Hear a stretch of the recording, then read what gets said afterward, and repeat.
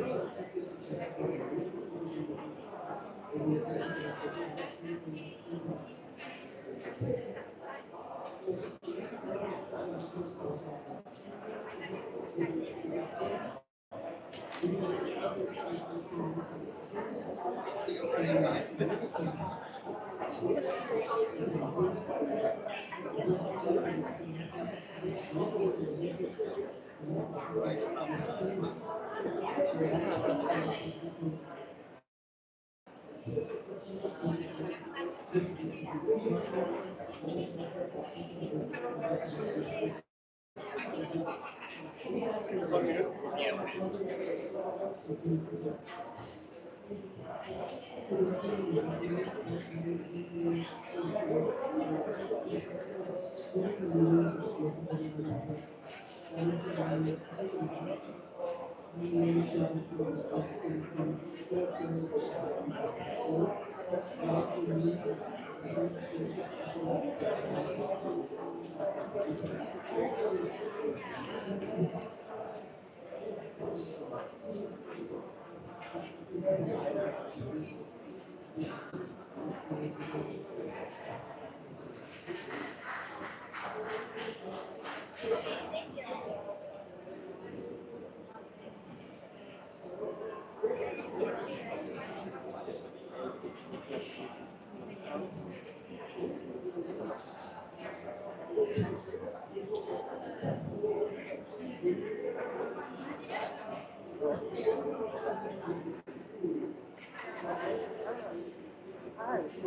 Hi. Sorry. Hi. You can have a seat in the reserve section. I'm going to start as soon as the ambassador is here.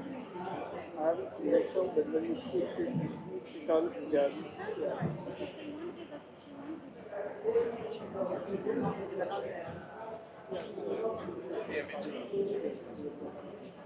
Yeah. Yeah.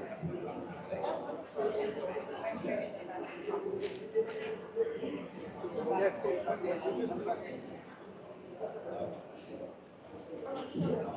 After we have the first introductory session with the and then I will call on you, the discussants, to just come in here for 3 minutes. Yeah. Felt like you were.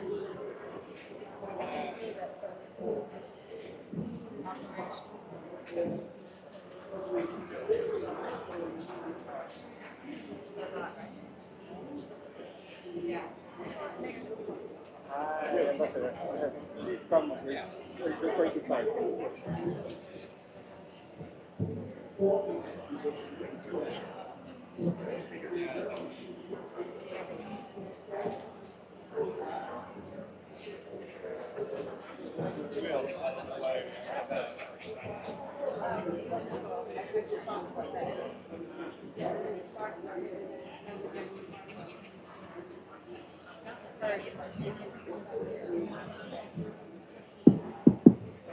Hello? Okay. Okay, good afternoon, everybody. We're going to start.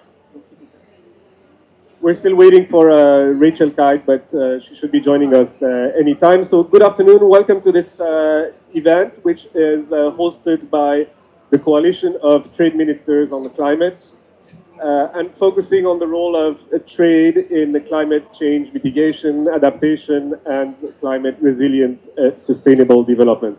My name is Christoph Bellman, and I'm part of the Secretariat of the Coalition. We're very happy to have with us a few members of the Coalition.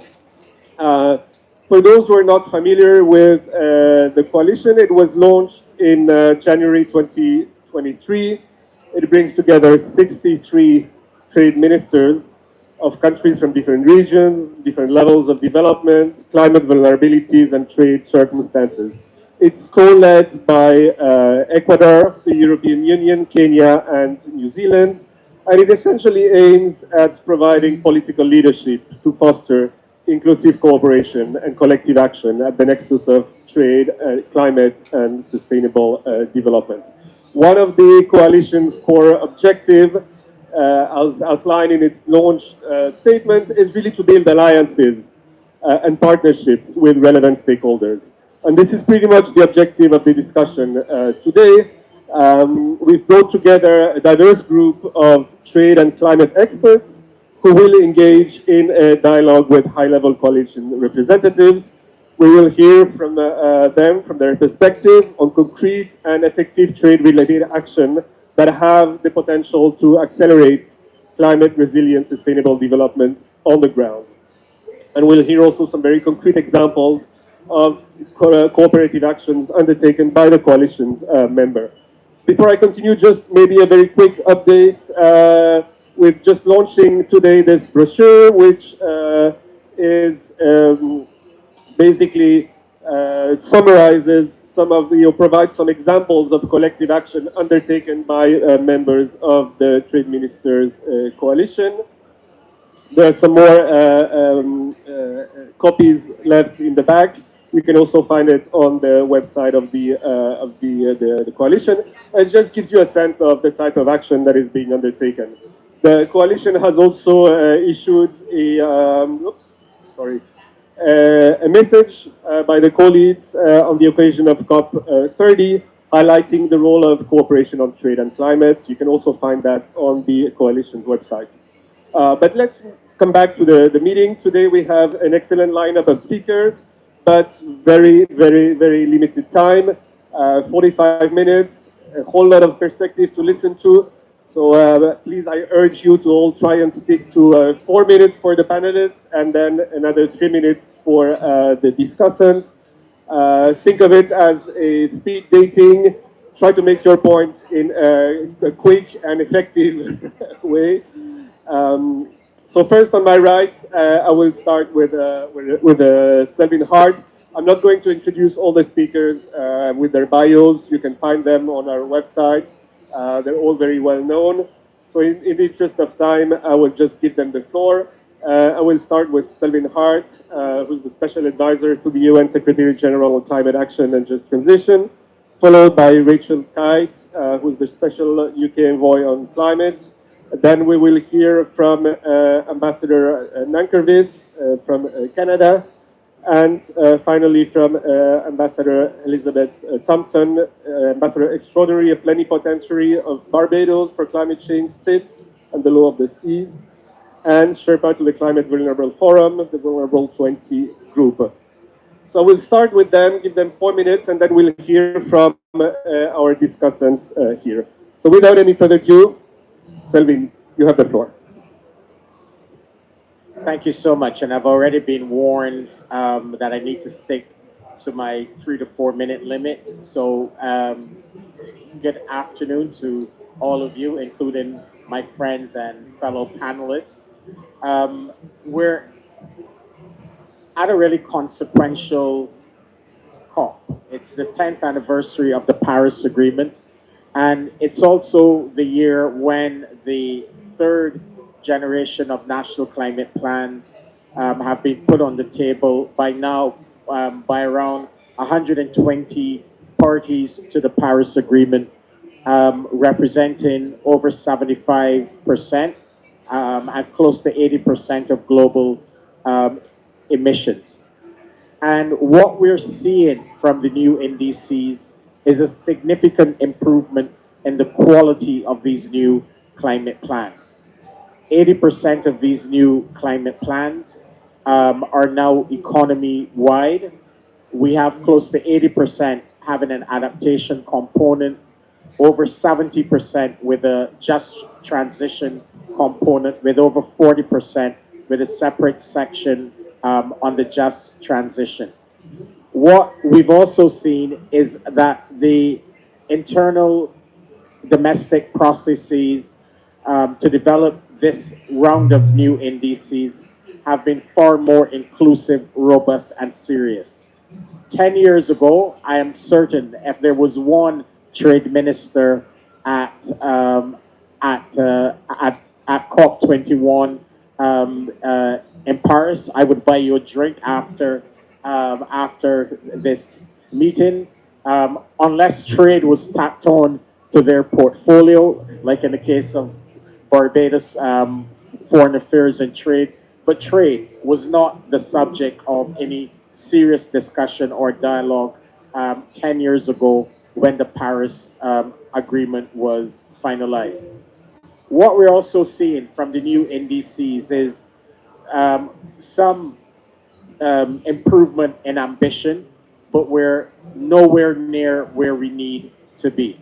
So it's absolutely imperative that this COP is a COP that really delivers a strong signal that the next decade of implementation of the Paris Agreement is a decade of implementation, but equally important, a decade of acceleration.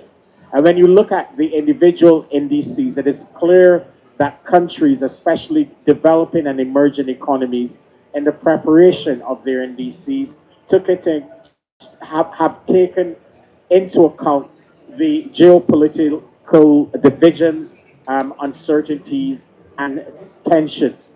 So this COP needs to send that signal that the enabling conditions for acceleration, finance, technology, a free and open trading system will be in place to support the acceleration and implementation that we desperately need. And it will be critical for trade ministers to play a central role in ensuring that trade policies and trade measures support they support this acceleration. So my acts to this group are, I just have two very simple acts that will fit into my 4-minute limit. First, the active engagement of trade ministers is absolutely essential. As I said, trade policy must support acceleration. It must support climate action and ambition. We need to build diverse, secure, and resilient supply chains. We need to cut tariffs and other trade measures on clean energy goods. And we need to ensure that developing countries have access to the technologies, manufacturing, and materials they need to be part of the clean energy transition.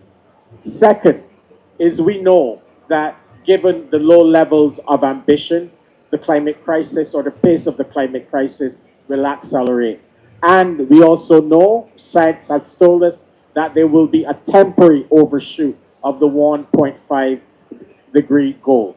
So resilience of trade infrastructure, resilience of supply chains, resilience of port infrastructure, and all of the infrastructure necessary to ensure that trade continues to flow in an environment of increasing climate disasters and catastrophes is absolutely critical.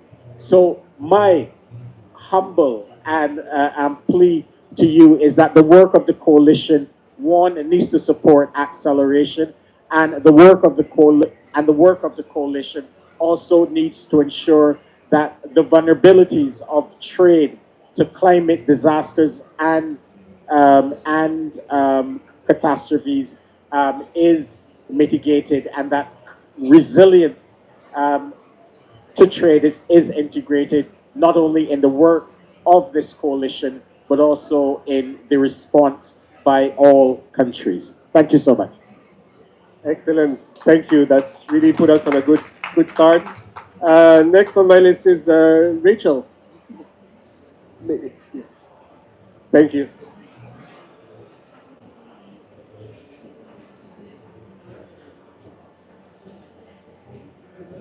Hello? Yeah, okay, hi. Thank you very much. And it's a great pleasure to be here with a large part of the Barbados population and an Australian. Go figure, you know. We could talk about cricket, but we will actually talk about trade for the rest of you. So I think it's really important that belatedly, and for many reasons, it is belatedly, trade has now sort of bubbled to the top of the agenda here. And I'm grateful to the Brazilians for putting a spotlight on it as well. I first stood up as the World Bank Vice President at the Durban COP and called for a pop-up place that was not in the WTO and not in the UNFCCC, where we could have a grown-up conversation about trade. That didn't go very far. So I think this has been kicking around for a long time. But I think it's inescapable that we can't make the kind of progress in building prosperity when that prosperity will depend on green investment, clean investment, and trade measures that support what we see in the NDCs that have been filed. So it's only in climate conversations that we talk about trade and investment as if they are alien beings. That these are siblings and need to work together in order to help countries progress.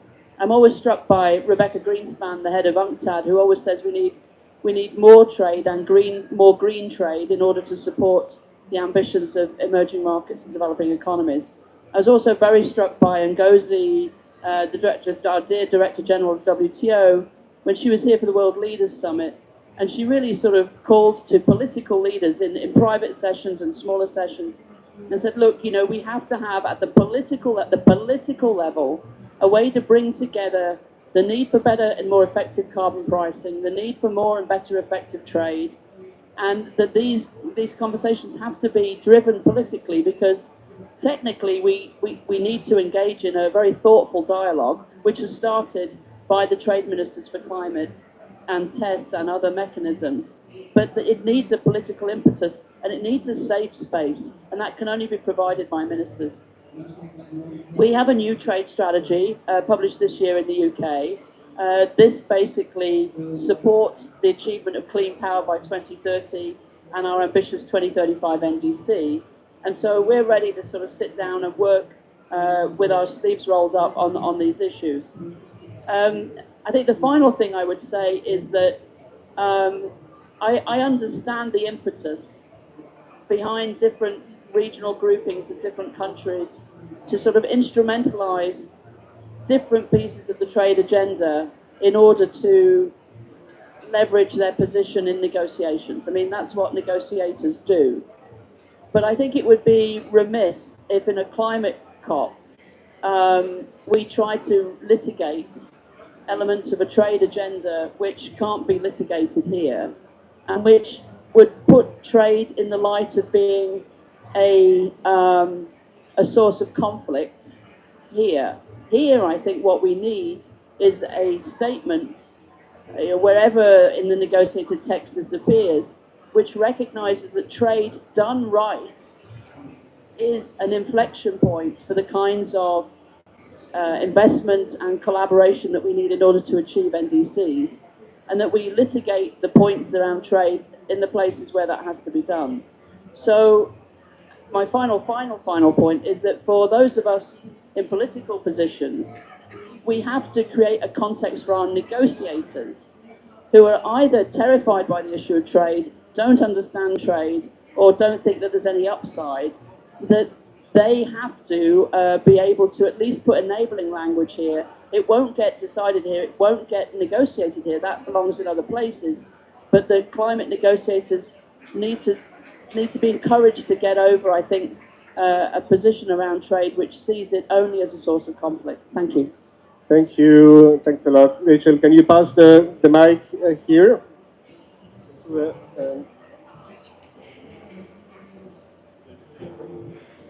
To Ambassador Dankovic, please. Great, thank you very much. Great to be here. Maybe I'll start where Rachel and Selwyn sort of started, which is the shift that's happening and how trade's kind of bubbling up towards the top of the agenda at COP, which we think is really important and necessary. We're no longer talking about whether trade and climate need to align, but how they should align and how that alignment can create opportunity. So a great discussion to be having. Maybe I'll just start by, as Australia, acknowledging our Pacific partners, really the kind of moral compass on climate change in so many ways. And Australia's partnership with Pacific Island countries is really central to what we're trying to do here in COP and on these issues. The environment's complex. We know that strategic competition is really playing into these issues, contest over resources and the innovations that will drive the transition, things like critical minerals, semiconductors, solar panels, and so on, and the impact on the rules-based trading order that we really rely on and under which we have prospered. There's a lot of pressure there. But we have a really positive message, which is that trade can be a powerful tool to advance our climate goals. And I'll just make a few points, 4 points in that regard. The first is on Australia's NDC. So Selwyn talked us through the important context and the importance of NDCs. We have an ambitious NDC as Australia, but we're very conscious that we won't get there without trade. The kind of technologies that we're going to need to drive our ambition, a lot of them are going to come through imports. But really importantly, think things like green metals. Australia is the #1 exporter of iron ore. A lot of that iron ore is processed into metals overseas through intensive, emissions-intensive processes. if we can harness, the number of photons that fall on Australia, which are amongst the highest number in the world, our renewable energy potential there to create green metals, that can have a huge impact on carbon mitigation globally. So we're thinking really deeply about how to better integrate trade and investment and climate and really align emissions reduction with our economic drivers. Which brings me to the second point, that trade is really underutilized when it comes to mitigation and adaptation. We know that over a quarter of global CO2 emissions are embedded in traded goods. And which again brings me to the third point, which is the strong economic benefits for action. So real opportunity for trade to evolve and support climate and environment goals. And here I'm talking about things like tariff reductions on environmental goods, interoperable climate measures like embedded emissions accounting frameworks, reform of harmful subsidies, and again, I can point to a good example of Pacific leadership there when it comes to fisheries subsidies, and are really important in a context in which the multilateral and WTO system can look like it's struggling to deliver. Fisheries reform is an area where we've had a real victory, and of course, looking for, I can see moderator looking at me to wind up. The final point is just we need greater strategic alignment between trade and climate regimes. So if trade reforms are advancing climate goals and reducing emissions, they should be recognised in other contexts like the UNFCCC. And given that look on your face, moderator, I think I'll leave it there. Thank you. No, that's brilliant. Thank you. Thanks a lot. And very, very concrete and specific points. Sorry that we have so little time, but next on my list is Ambassador Thompson. So the moderator said that there were trade experts here, which I'm not. He said that this panel was about speed dating, which I really don't think I would be good at. But very quickly, let me say to you that for SIDS, and there are about 45 SIDS, so roughly 45% of the UN's member states are small island developing states.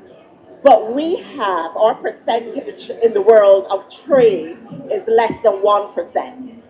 So that begins to show you the horrific gap between potential, between what exists and what could or should exist. How do we bridge that gap?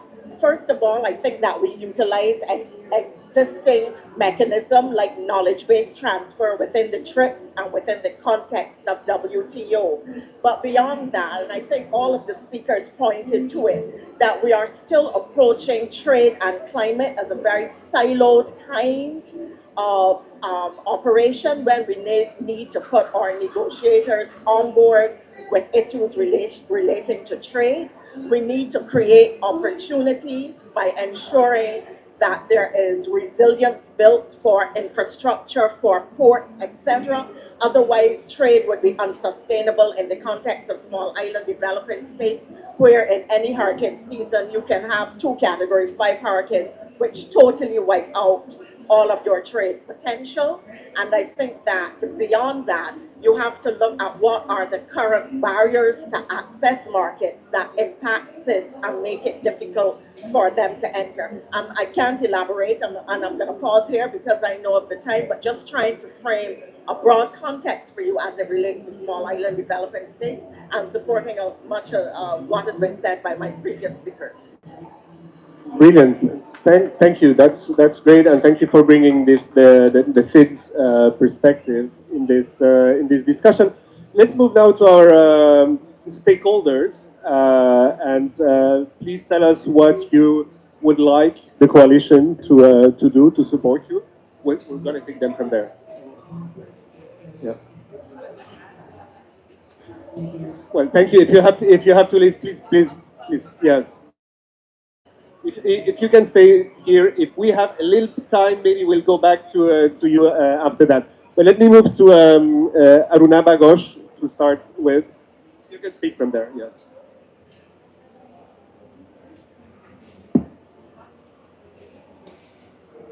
Good morning. Good morning, I'm Arunabha Ghosh. I'm the CEO of the Council on Energy, Environment and Water. an independent think tank in India, and I'm also the special envoy to COP30 representing South Asia. Just building on what the Excellencies have said, I just want to put forward 3 ideas before you. Number 1, this is going to your point, Minister, about the silos. I think there are also silos in the way we are approaching the crises we are facing. We're facing 3 crises, not 1. We're facing climate insecurity, we're facing energy insecurity, and we're facing economic insecurity. So we need to make sure that when we bring climate and trade together, they respond to all 3 of those insecurities. Any one you drop off, you will have political backlash. Number 2, we cannot ensure energy security for ourselves through protectionism. And therefore, when we think about trade-related measures, it's not just about embedded carbon. It is also about the trade in via more diversified supply chains. We need to leverage green comparative advantage so that our economies that have comparative advantage in different components of a solar panel, a wind turbine, a battery, an electrolyzer can find a stake in this new clean economy of the future. Number 3, and I'll end there, we need to leverage trade finance and climate finance for overall green investment. Right now, trade finance is your traditional vanilla export finance. Climate finance is struggling to leverage private capital. We've got to start thinking about how those different strands of capital, of limited public capital, comes together to crowd in many more multiples of investment in our economies. There's a lot of examples that are already emerging. The India-EFTA trade agreement signed last year promises $100 billion of investment, cross-investment. There are now dialogues that are happening between India and the EU on the Trade and Technology Council. There are discussions happening between India and the UK. I think we need to create these platforms of dialogue in order to solve for these 3 fundamental issues of solving for our climate, energy security, and economic insecurity crises, of leveraging green comparative advantage, and on leveraging investment and co-investment in our economies. Thank you very much. Excellent, brilliant. Thank you very much, Arunabha. Next on my list is Andrew Wilson, Deputy Secretary General at the International Chamber of Commerce. Here you are. Thank you. Thank you very much, Christophe. And first of all, let me apologize for not being Philippe Varane, who was advertised on the screen. Unfortunately, he's gone to a... Sorry? The mic, is it working now? Okay, sorry. Let me apologize for not being Philippe, who was advertised on the screen, who's had to go to an urgent meeting with a number of delegations. Christophe, you asked for ideas about what the coalition could do. So I think one thing I want to flag, and then I'll come up to the point about trade finance, which is very dear to our hearts as ICC. I think in the trade space, we often talk about low-hanging fruit, and often that's talked about in terms of removing tariffs on green goods or on eliminating fossil fuel subsidies. From our perspective, those are very, very important things to do, but obviously politically difficult, particularly in the context of the WTO. So what I'd like to point you to is something that we would see as even lower hanging fruit, which is trade facilitation. So we know that trade is incredibly inefficient at the border. Things get blocked, ships stay in harbors for long periods often, lorries get backed up at borders or customs crossings. We think there is an enormous opportunity with effective trade facilitation reforms, leveraging the existing WTO trade facilitation agreement to make border crossings far more efficient from an environmental perspective. And I'll give you one specific example so that this doesn't seem abstracted. We've been running a project for the last 5 years, together with a number of international partners, to digitize one trade document, phytosanitary certificates. Through 10 projects we've run over the past 5 years, we have saved, according to one recent study by the World Economic Forum, the equivalent of planting 2.9 million trees. So there is enormous potential just to do simple things, digitizing documents, simplifying border procedures to make trade more environmentally friendly. And if this is something the coalition could take up, it's a very practical thing. That doesn't need more negotiations. That would be great. One final thing on trade finance. In Seville at the FFD Forum in June or July, we launched the first ever set of principles for green trade finance. And in a couple of weeks, we'll be launching a complementary set of social trade finance principles. We've got 10 major global banks signed up to the green trade finance principles already. And if the coalition could have a look at that and see what could be done to get the market moving to incentivize green trade using the principles as a basis, again, we think that will be a very pragmatic measure. Thank you. Thanks a lot, and thank you for bringing some very concrete suggestions. Next on my list is Luz Maria de la Mora, who is Director from the Division of International Trade and Commodities at UN Trade and Development. You have the floor. Thank you so much. Good afternoon, everyone, and thanks for having UNCTAD in this meeting of the Coalition of Trade Ministers on Global Climate Change. So let me pick on some of the comments that have already been made by the panelists. And for example, when Ambassador Nan Curtis mentioned that how we can integrate trading indices, well, we at UNCTAD have already taken up the task. We have here our guides on trade policies to advance national climate plans. So these are guides for policymakers integrating trade and investment into indices. So we are in line with your recommendation, and I'm happy to say that. So let me just focus on 3 key areas that we think that trade can deliver quick wins for climate action. The first has to do with how can we make technologies more accessible and more affordable. And one of the most critical actions we can take is trying to reduce the barriers to trade, both tariffs and non-tariff barriers.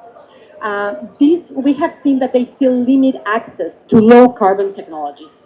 The research that we have done at UNCTAD shows that many renewable energy goods, for example, solar modules, wind turbine components, and energy efficient building materials, face higher tariffs than fossil fuel-based alternatives. So there is plenty of room for us to be able to help climate action through trade. In our latest global trade update, which by the way has been showcased in the UN news website, it's here. We prepared it for COP. We show that, for example, in Africa, average tariffs on solar and wind value chain goods are above 7%. And when we include also the tariffication of non-tariff measures, this tariff could be double. So that tells you an area of opportunity where trade can work. So the message is very clear. Let's reduce trade costs so we can lower the price of deploying clean energy and other technologies that are essential for meeting NDC targets.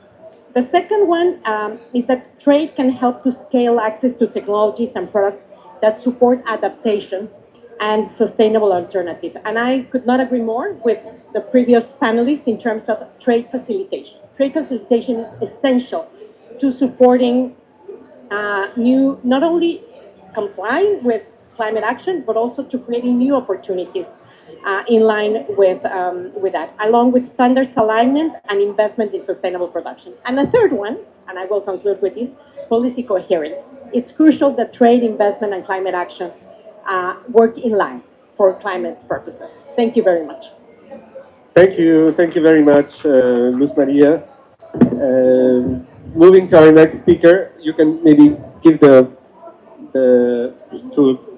Dr. Te Lian Tai, who is the head of the Secretary of the FACT Dialogue from Ministry of Plantation and Commodities in Malaysia.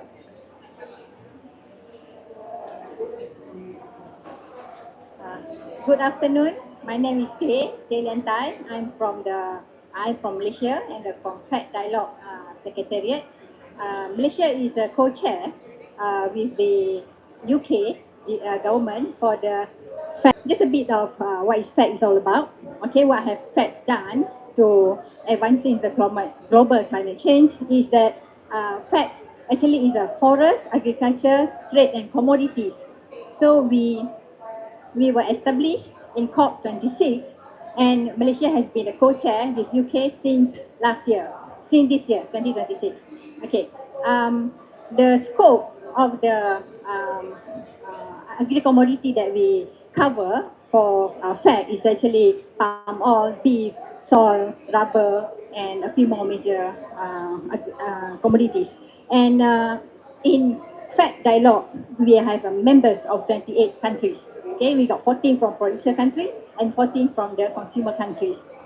And what FACT is doing is a platform to bring all together the consumers and the producer countries to sit down, to meet up, to discuss, to share experiences. And what we have achieved with FACT Dialogue is actually we share a lot of what have we done in our country, and we try to adapt in other countries so that they can modify and they don't have to reinvent the wheel. They just can improve whatever the other country has done so that they can do better in terms of addressing the global climate change. And for example, FACT has been successfully have a 10 case studies. FACT Dialogue has 10 case studies to addressing the global climate change. So FACT also have addressed the smallholders' difficulties in trying to meet the sustainability effort. Okay, that is our main focus. And besides that, the buyer countries, most of it, they are talking about transparency and traceability of the product because they want to make sure that they can trace where is the product come from and it's a clean economics that they are buying. So when they want that, so we as a producing country, we talk together. What should we do? How should we do? So this collaboration is a very good because we have a FACT Dialogue platform as a trusted platform and we deepen the collaboration. So that's how actually FACT works to help the green economics. So there's a sharing from our side. Thank you very much for bringing also the forestry dimension to this discussion. Next on my list is Theo Mitchell from the Children's Investment Fund Foundation. Thank you. I'm going to sit down if that's okay. That's okay. It's very hot in here. Yeah, indeed. Well, thank you for having me back. I was here last year, and it's great to see the conversation continuing to take place. I think we need a bigger room next time, maybe. But that's a sign of success. Look, the debate has changed, is changing, and is going to continue to change. And we've already heard how the era of the artificial separation between climate diplomacy and trade diplomacy is over. And for that reason, I think it's really welcome that the Brazilians have introduced this new initiative for the Integrated Forum. I mean, for me, it's really important that we treat that as a space not just for raising challenges and obstacles, but treat it as a forum for considering solutions and progressing solutions, mindful, of course, of the limitations that Rachel set out earlier.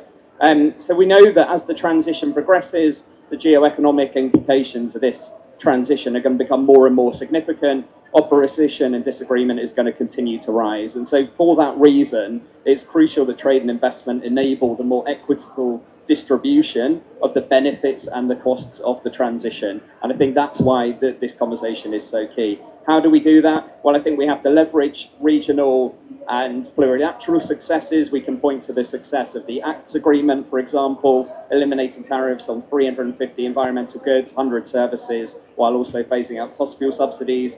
The APEC environmental goods agreement, 54 goods, tariffs removed, trade increased in those products by 3.4 times faster than global trade increased, 25% growth in solar imports as a result. So they're good examples we can leverage and we can use to bring some grease to the multilateral process.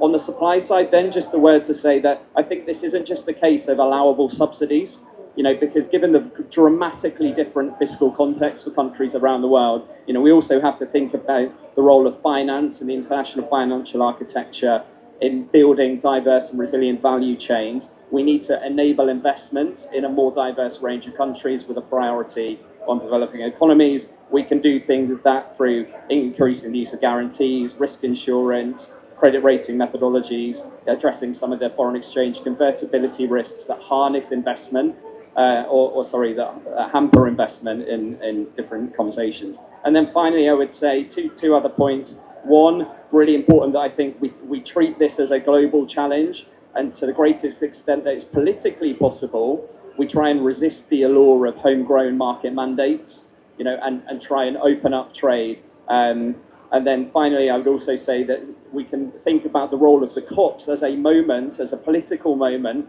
for leveraging political will and progressing bilateral outcome-based financial deals, maybe like the Tropical Forest Forever facility, but thinking about that as a model for other sectors that can help to enable trade. Thank you. Excellent. Thank you. Thanks a lot, Theo. Last but not least, we have Ellie Belton from E3G. Thanks very much. Hi, Ellie Belton. I'm a senior policy advisor with E3G. We're a climate think tank, and I lead our work on trade. So I want to address your question, Christoph, about what the Coalition of Trade Ministers can do in this space. And I think politics is really important to unlocking progress in this space.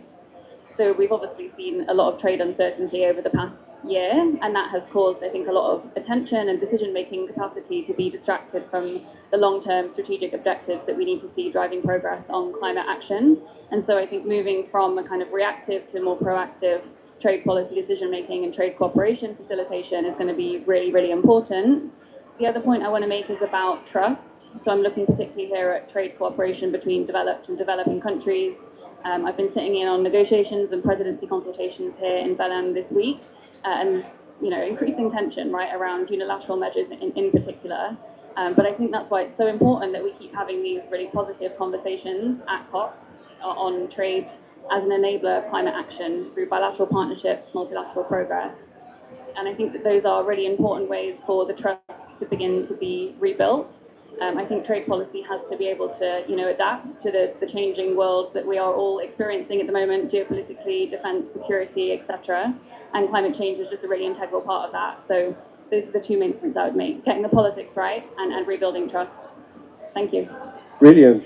Thank you very much. And you've all been very disciplined. So I thought that since we have like 3 minutes left, instead of me summarizing, maybe I thought I would just give you both 1 minute on any reflections you may have based on what you've heard, and any you would like to give to these different inputs. Shall we start with you, Ambassador Thompson? Yeah. So I think that in this room, there has been a lot of consensus. Regrettably, we don't seem to find it at the negotiation table. I mean, the trade negotiations have been some of the most fractious over time.